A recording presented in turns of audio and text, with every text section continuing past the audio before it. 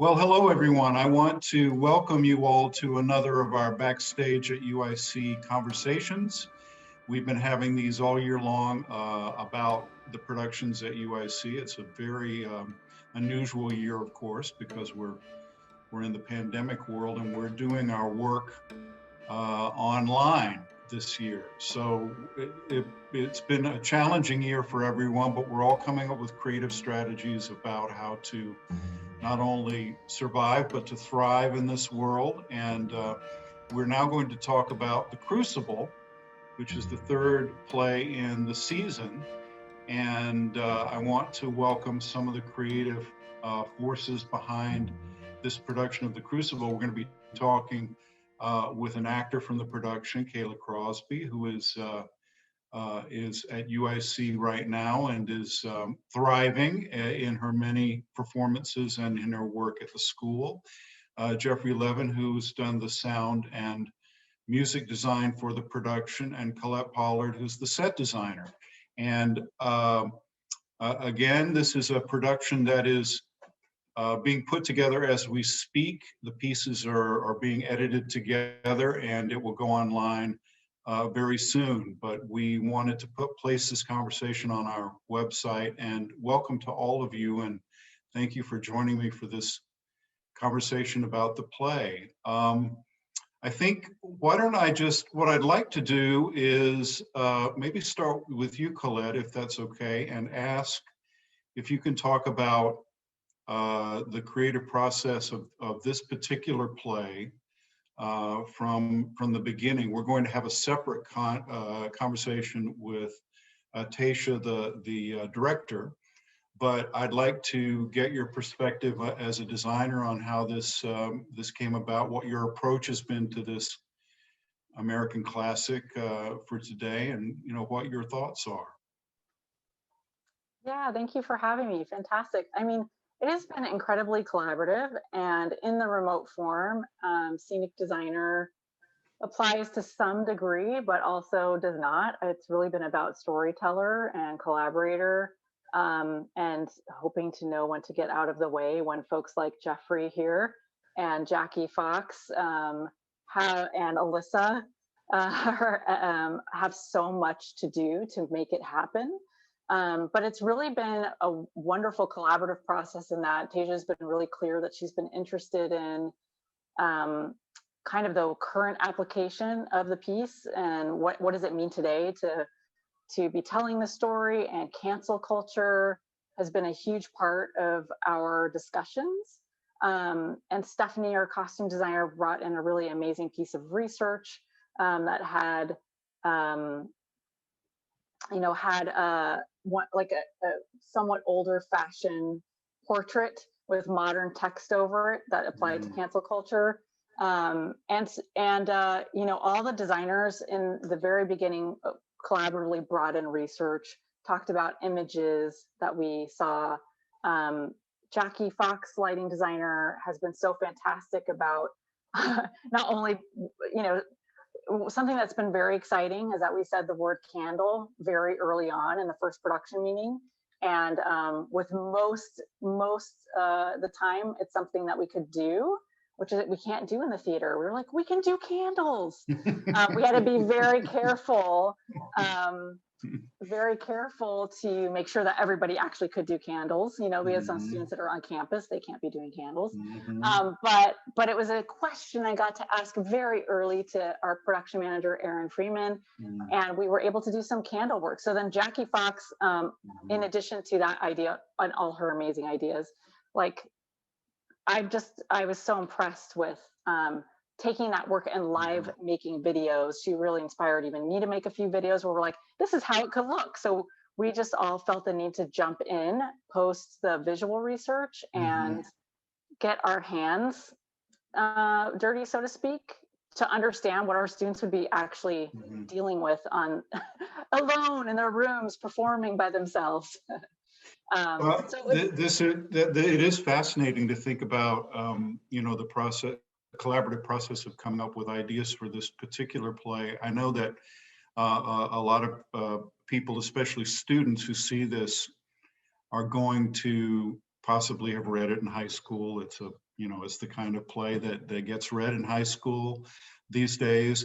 And they'll know that famously the play was written in the 1950s by Miller as a kind of response to McCarthy era blacklist, and also refers back, of course, to the Salem witch trials. So in a sense, if you do it today, you're kind of doing 3 different periods. Can you talk for a second about that and whether that factored into this, or how it factored into this?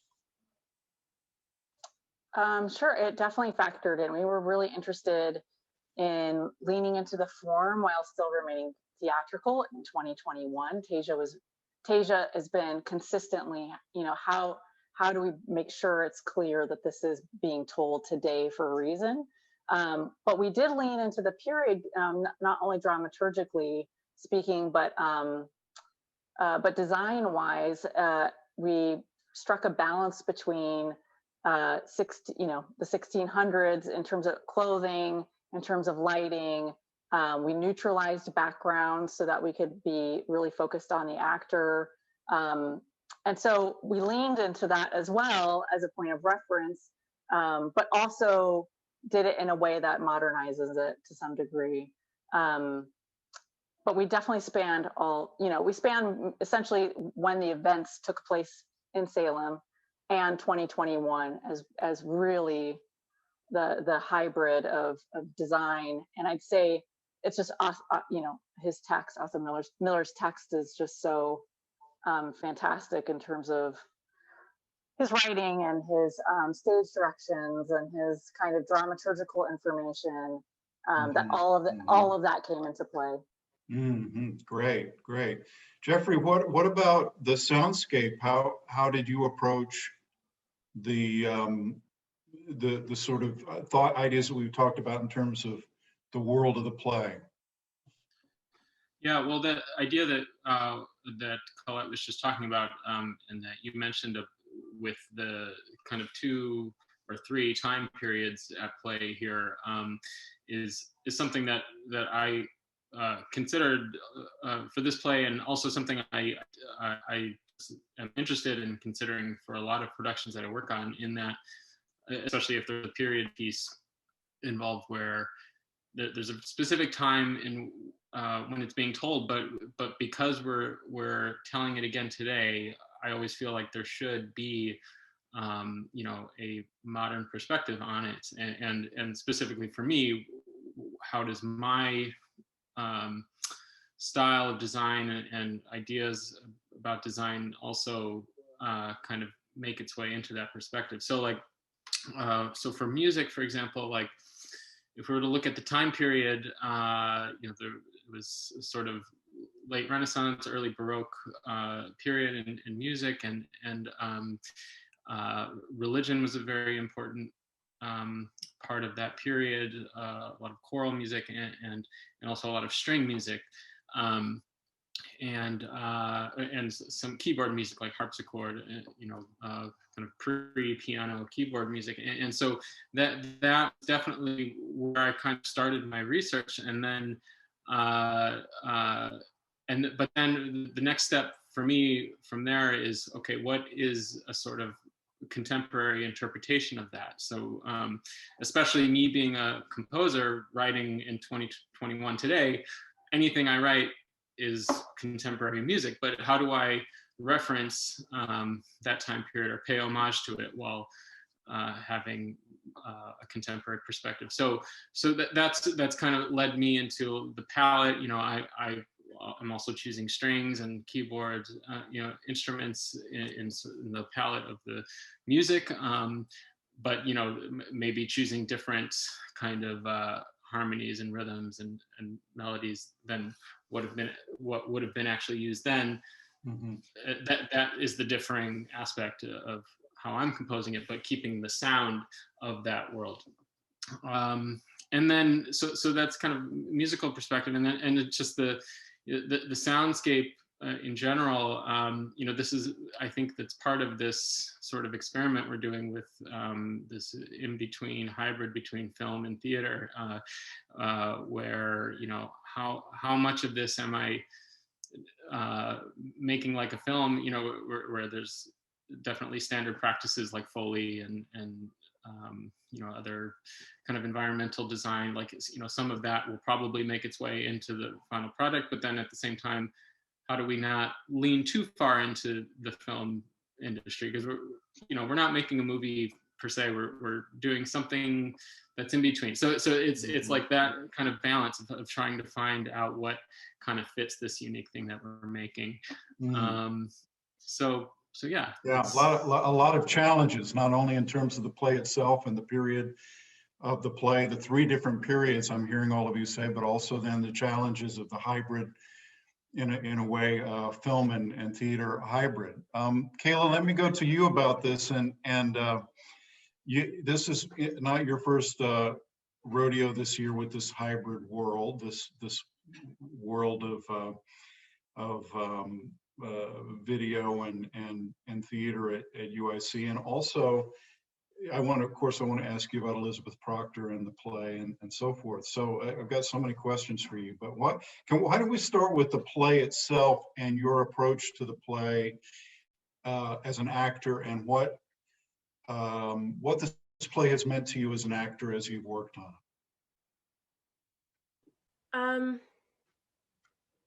So for this play, it's like you were talking about earlier, this is not my first time interacting with this play. I read it in high school, and the Salem witch trials is something that I've also been interested in. So it was very much like, it was just really great taking this thing that I've always been interested in and having a chance to dig really deep into it from the lens of like a character, like when you're working on something as an actor, you start to really understand the mechanics of how these people work and how they think, and kind of putting myself into the mindset of this woman who is known for being, very honest, very truthful, very like, I guess, I don't know if pious is the right word, but like everyone always refers to how a lot of her values align with the values of the time. But what was really interesting was that like the more I started working on it and figuring out like, why does she say the things she does? Why does she make these choices?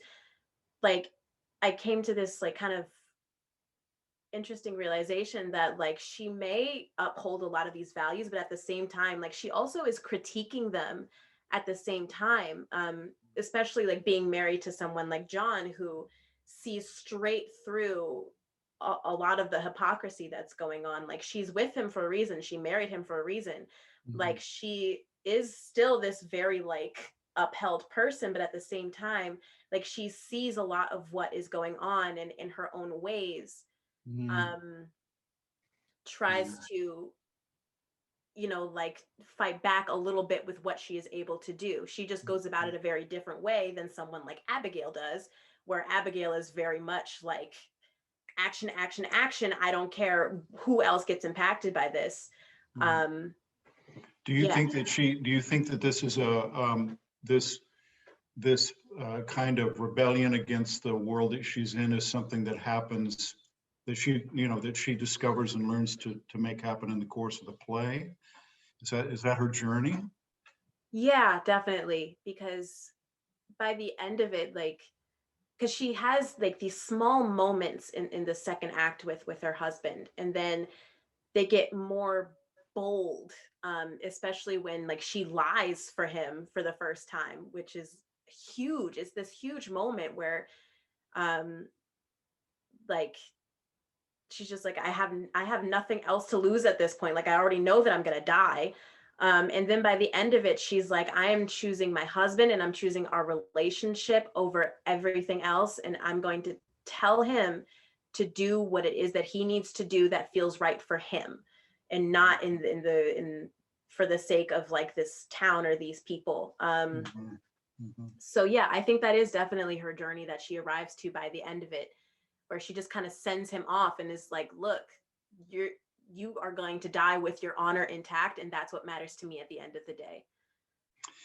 You know, it's fascinating to hear you talk about it, and you know, from an actor's perspective, and you are an actor I've been lucky to see in a lot of plays at UIC, and seen you on stage a lot. Can you talk about how this production and this experience has been unique, or what it's been like in terms of you know, in comparison to other work you've done at UIC, or how it fits into your overall educational experience at UIC? It definitely fits into a very specific place that I did not anticipate at all before this past year.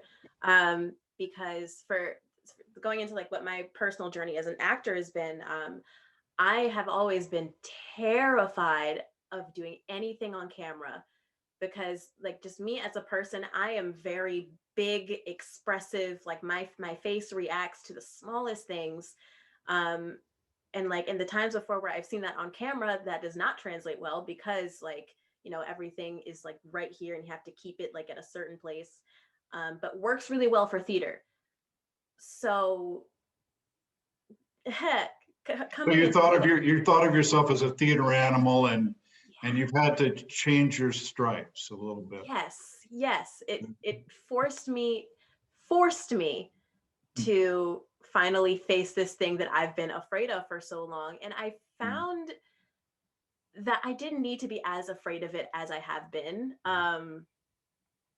Like I'm very grateful to a certain extent of what this situation has kind of brought up in terms of like being an acting student, because I'm learning a very different set of skills that otherwise I would have avoided continuously for as long as I could. And also I've learned so much about like the lighting and setting things up, because, you know, I was talking to your Tana about this, about how, you know, typically during tech week, like if we're actors, we're just chilling out on stage while, you know, everyone's figuring out like how the sound works and how this lighting works and how do we change these things. During our tech week, we were doing all of that in the background while also, you know, still maintaining this character and still working on this. So I've learned so many things like through this process, even though it was, you know, sometimes I wanted to scream my head off because I was like, what is happening? At the end of it, I feel like I have learned so much, and I'm so grateful to have been able to do all of this within one go, you know? That's wonderful. I don't know if that answered your question. It definitely did. I mean, it's been quite a different experience, but it sounds like it's been a rewarding experience despite all the challenges. Yes. Collette, I want to ask you, as a faculty member at the school, one of the things that I think Kayla's kind of brought up here is that a different kind of learning is happening right now, and that has challenges, but also opportunities, and that all of the students, the design students, the acting students, all of the students are in a position to be challenged and are meeting those challenges and grappling with different things in their work. And I just wondered what your experience is right now as a faculty member in terms of, you know, the world we're in right now, and what you see as the, you know, the challenges, but also the rewards of what's going on right now. Yeah, I mean, I think so. You know, Kayla spoke to something that is definitely the challenge, which is the hands-on aspect. You know, what does it mean to be hands-on in this time, and how different that is for the student?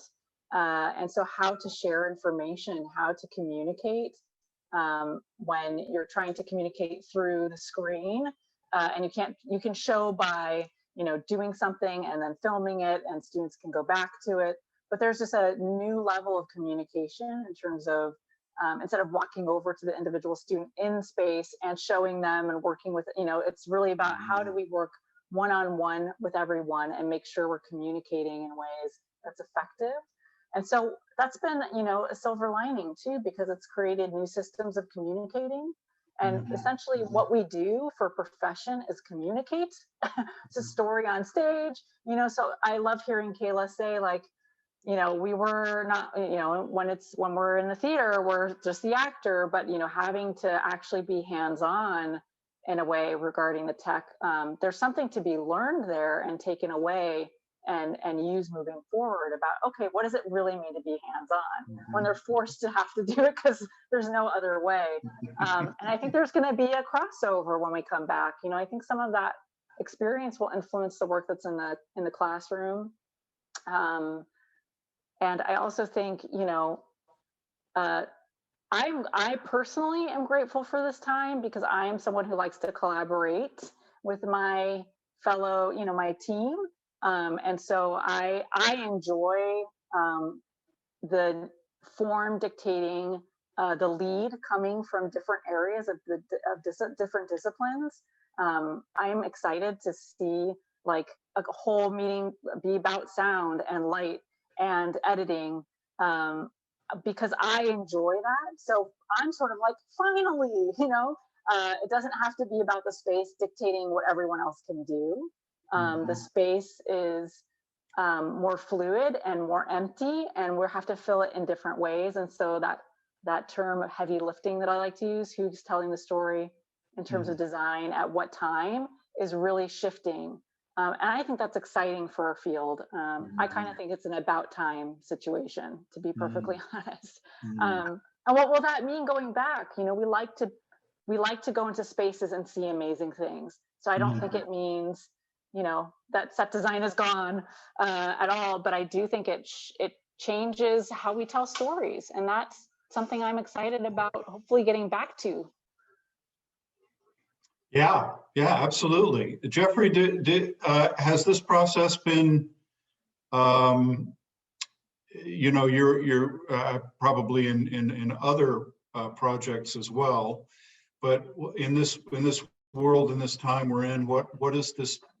How has this been for you as a theater person and a composer? What are the challenges and rewards for you? Yeah, I mean, I think we've all been in a sort of year-long experiment at this point, and it kind of remains to be seen what we will take from it and keep it, and what we will have been like, well, I'm glad we tried it, but maybe we shouldn't keep that. But I think there will be elements of both, and I'm excited to see what those are. I am excited about like just collaborating virtually. We've learned a whole set of new skills on how to do that better, and which will kind of open things up, I think, to kind of drawing from talent pools across the country, across the world, like where maybe feeling like distance isn't so much of an obstacle anymore. And also kind of to Kayla and Colette's points about the very close involvement between the production team and the actors, and kind of focus on each discipline I think is very nice. I think it gets to something that a lot of people in theater I've heard complain about for a while, which is wanting there to be an earlier kind of collaboration between those elements, instead of like waiting until tech to kind of like throw everything together, whereas we were sort of forced by this new medium to collaborate earlier and dig in earlier, mixing all the design fields with the actors. So I'm hoping that that's one element that does stay, and that we see more designers in the rehearsal rooms and really kind of injecting our ideas and things together for a longer period of time. So, but and just I mean, it was at the same time frustrating, but a joy to go that process of like, oh, do you have this mic on? Can you move this mic? Like things that I would normally kind of go and do myself, but having to talk through actors doing that. I mean, I think that's just all part of building closer relationships with everybody you're working with. So that was, you know, I enjoyed that part of it for sure. So yeah, but otherwise it's, you know, like there's lots of interesting things to notice about how some things are similar to what I would be doing in a theater space, and some things are different. I think, you know, ultimately we're trying to make a powerful experience, you know, whether it's in a space or through a screen. And, you know, I think there are things that overlap and things that are very different. So it's just neat to see, to be able to parse out what those things are. Well, wonderful. Well, I know you're all busy putting all of this together, and I want to thank you all so much for taking time to chat with us a bit about this process. Jeffrey, Kayla, Collette, and thank you so much for being in on this and for this wonderful work. We're all looking forward to seeing it and seeing how everybody grapples with this big, wonderful, crazy play. And Guillermo Duarte, thank you so much for setting this up and being a part of this this process as well. And thanks everybody for joining us for UIC Backstage, and we look forward to the Crucible. Thanks everybody.